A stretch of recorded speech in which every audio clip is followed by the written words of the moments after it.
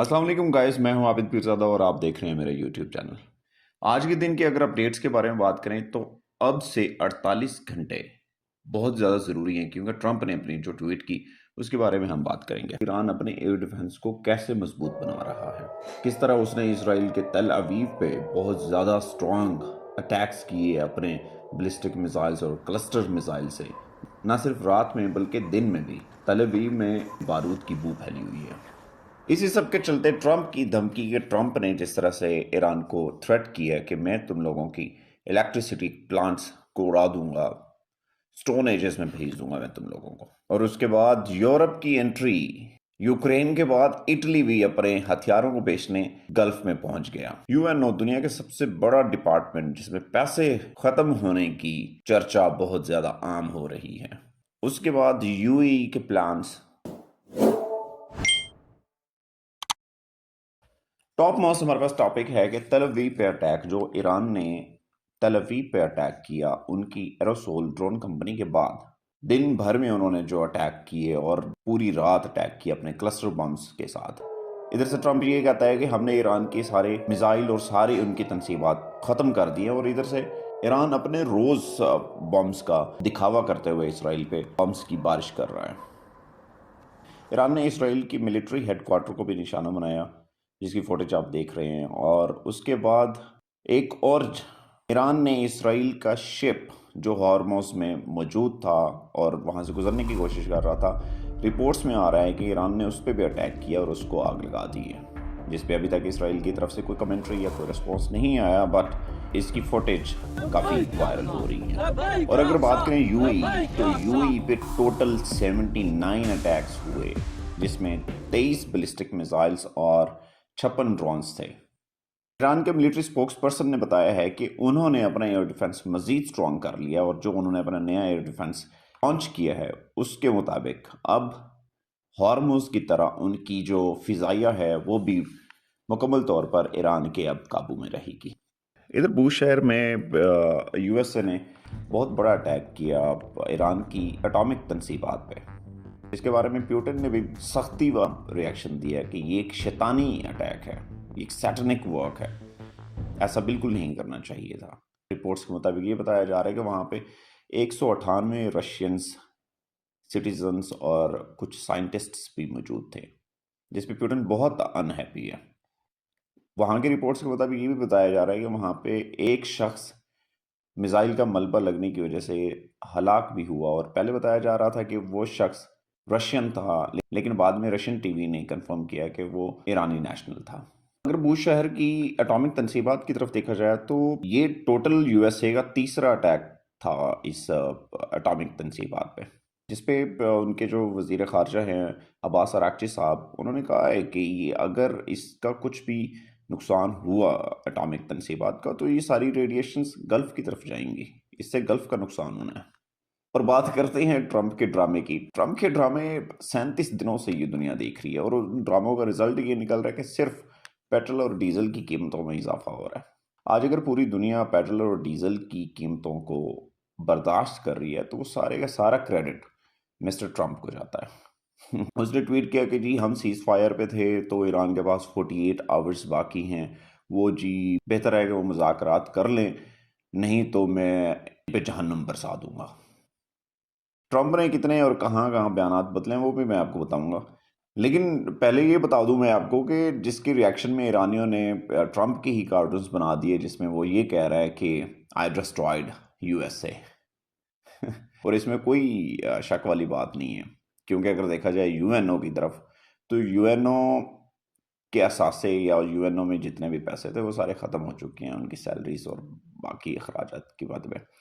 और अगर देखा जाए खर्चों की तरफ, $2 अरब का डेली का खर्चा जा रहा है यूएसए का।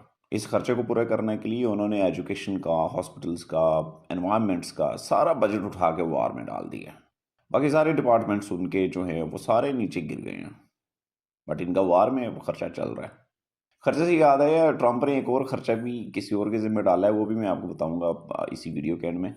जंगी सूरत हाल को अगर देखें तो CF CF-13 जो प्लेन्स हैं उनके उनकी बहुत बड़ी मूवमेंट देखी गई है। उन उन जहाज़ों के बारे में बताया जाता है कि उनमें बख्तरबंद गाड़ियाँ, ज़मीनी फ़ौज और सारा कुछ होता है जंग से रिलेटेड, जो भी ज़रूरी होता है एक जंग के लिए।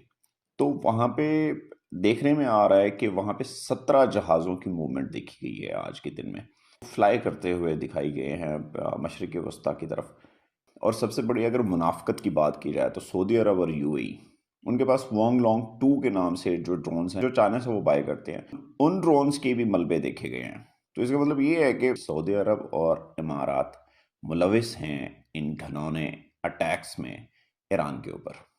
कुछ न्यूज़ में एटॉमिक बॉम्ब्स का बहुत ज़्यादा ज़िक्र हो रहा है और ये भी बताया जा रहा है कि यूएई कहीं न कहीं पसे पर्दा रहकर ये ट्राई कर रहा है, और उसने पाकिस्तान पे भी, इन लोगों ने बहुत प्रेशर क्रिएट किया कि किसी न किसी तरह से न्यूक्लियर बॉम्ब चला दो ईरान पे, बर्बाद कर दो ईरान को। लेकिन यहाँ पे पाकिस्तान ने बहुत समझदारी और बहुत हिकमत अमली से काम लिया। उसने डिनाई कर दिया इस बात को, उसने कहा नो। पाकिस्तान के इनकार करने पे जिन मुल्कों ने सबसे ज़्यादा अपोज किया पाकिस्तान का, वो थे कुवैत, बहरीन, जॉर्डन, मीन्स उर्दन और इमारात। बाद में जब बात खुली या खुल रही है तो इमारात ने सीधे इनकार कर दिया कि नहीं जी, हमने तो ऐसी कोई बात नहीं की, बल्कि हम ईरानी तो हमारे भाई हैं और हम तो ईरानियों की फलाह चाहते हैं। लेकिन अंदर ही अंदर यूएई के काम चेक करें, पाकिस्तान से उसने इस सारी सूरत हाल के चलते हुए उसने $2 अरब अपने वापस मांग लिए। उसने कहा चलो जी, मेरा मेरा पैसा कटो तुसी। अब हो सकता है कुछ लोग बोल रहे हैं कि जी जंगी मामलात हैं, वो एक मुल्क है और उसको ज़रूरत पड़ सकती है। जी बिल्कुल पड़ सकती है, लेकिन अगर उनको ज़रूरत पड़ी है तो 1.4 खरब डॉलर से उन्होंने यूएसए को वादा किया है अदा करने का, मदद के तौर पे। बात समझ रहे हैं आप? $2 अरब उनके लिए कुछ भी नहीं है, अगर जहाँ पे इतना कुछ वो दे रहे हैं मदद के तौर पे। और सिर्फ 2 अरब नहीं, बल्कि उन्होंने अपना $45 करोड़ भी मांग लिए 1996 का, जो उनके उधार पड़ी है वो भी उन्होंने कहा कि जी ये भी निकालें। और इसके साथ इमारात ने अपना जो नया एयर डिफेंस मंगवाया है वो ऑस्ट्रेलिया और यूके से मंगवा लिया, कि किसी न किसी तरीके से हाय हमारी जान बचाओ, हमें बचाओ ईरान के ड्रोन से। ये तो हालत है इनकी। यहाँ पे अगर देखें तो आपको समझ आएगी कि हिपोक्रेसी, मुनाफ़क़त, अपनी ही मुसलमान बरादरी की अंदर ही अंदर जो कत्लो गारत और हसद चल रहा है, वो आपको समझ आएगा।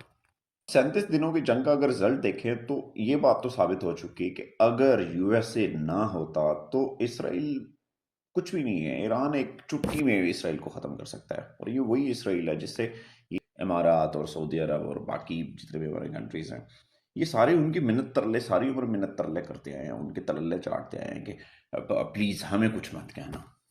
तो ये है इसराइल। हिस्ट्री के मुताबिक अगर देखा जाए तो यूएसए ने कभी ये नहीं कहा, किसी मुल्क से ये नहीं कहा कि मुझे सीज़ फायर चाहिए। लेकिन इस बार यूएसए ने बोला है कि मुझे सीज़ फायर चाहिए, लेकिन ईरान ने बोला नहीं, हुन नहीं, हुन कोई फैसला करके ही ਆਪਾਂ ਗੱਲ ਮੁਕਾਵਾਂਗੇ, ऐसे नहीं। ਤੁਸੀਂ ਸਾਡੇ ਬੰਦੇ ਮਾਰ ਦਿਓ, ਤੁਸੀਂ ਕਹੋ ਅਸੀਂ ਸੀਜ਼ फायर करो तो ਅਸੀਂ सीज़ फायर कर लिए, नहीं। ईरान ने कहा नो, सीज़ फायर नहीं होगा, जंग होगी, या तू या मैं। अब ईरान ने तो भाई क्लियर बोल दिया, उसने कहा है कि इस खित्ते में मौजूद जितनी भी यूएसए की कंपनीज़ हैं, एम्बेसीज़ हैं, सफारत खाने हैं, उनकी तनसीबात हैं, उनकी इन्वेस्टमेंट्स हैं, उन सबको मैं तबाह कर दूंगा, उन सबको ख़त्म कर दूंगा। इस खित्ते से मैं यूएसए का नामो निशान मिटा दूंगा। दिलेरी चेक करें ईरान की, यूएसए को सीधा उसने टक्कर लगाई। इस सब के अगर देखें तो ये भी पता चलता है कि ईरान का अपना भी बहुत सारा नुकसान हो रहा है। इन 37 दिनों में ईरान पे टोटल 12,000 अटैक्स हो चुके हैं।